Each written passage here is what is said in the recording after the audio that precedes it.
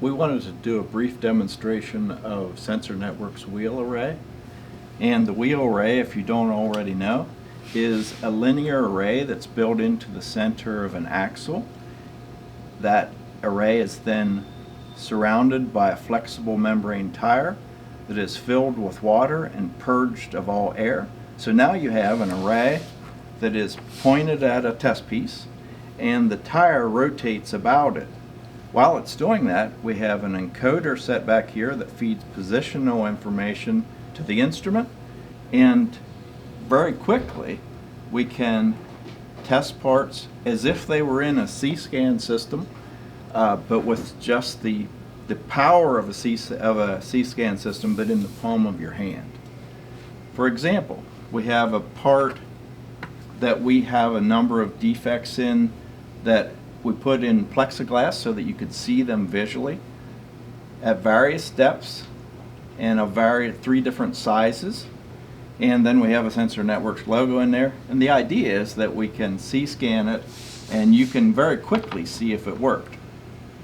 By example, we put the array on the part, we give it a quick mist of coupling to wet the surface slightly. We tell our instrument, I'm ready to scan, and we proceed with the scan.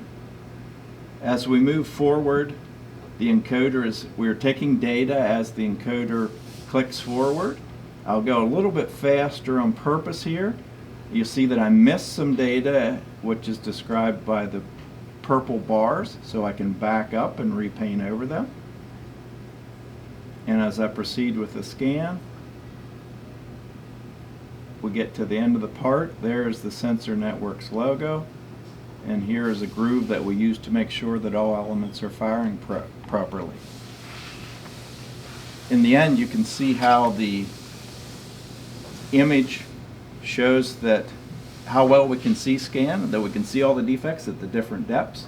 We are able to do things like this on our instruments to view the cross-sectional view of the same defects.